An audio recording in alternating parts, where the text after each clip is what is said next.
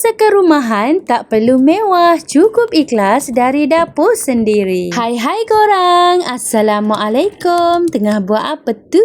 Apa khabar? So, untuk menu pertama ni, saya nak masak kangkung tumis belacan.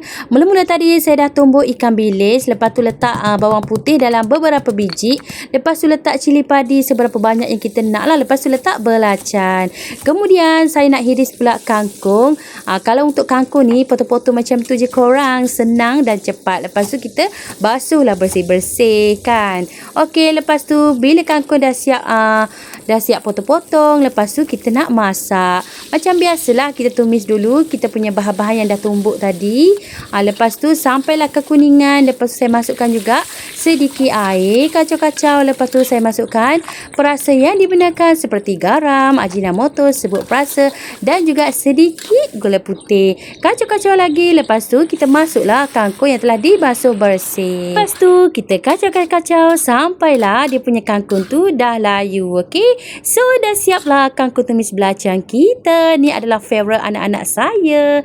Okey, lepas tu menu yang kedua ni saya nak masak ikan bakar. Okey, ikan cencaru bakar lah. Ni dia punya rempah dia. Saya just letak bawang merah, bawang putih, kunyit hidup, lepas tu halia dan juga sedikit serai lah.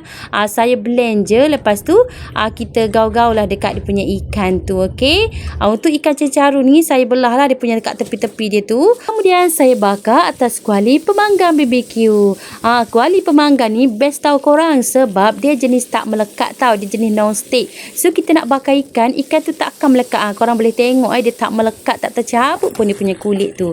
Sebab tu saya kalau nak bakar-bakar ikan ke ayam ke apa, saya suka guna kuali pemanggang BBQ ni. Okey, dah siaplah ikan bakar kita. Okey, seterusnya saya nak buat pula dia punya air asam lah. Makan dengan ikan bakar memang padu lah korang. Okey, ni bahan-bahan dia ada bawang merah, bawang putih, asam jawa, cili padi dan juga belacan. Okey, mula-mula kita letaklah dia punya asam jawa, letak air panas sikit, kacau-kacau. Lepas tu masukkan garam, ajinomoto dan juga gula. Gula tu kena lebih sikit lah, sebab nanti kita nak bagi air asam tu dia rasa masam-masam manis. Lepas tu untuk bawang putih, cili padi dan juga belacan saya tumbuk dulu, kemudian masukkan dalam dia punya air asam jawa tu. Kemudian masukkan bawang merah, tomato, kita hiris-hiris lah. Lepas tu kacau-kacau. Lepas tu jangan lupa perah air asam limau ni supaya kita punya air asam tu lagi rasa padu korang. Okay korang, thanks for watching.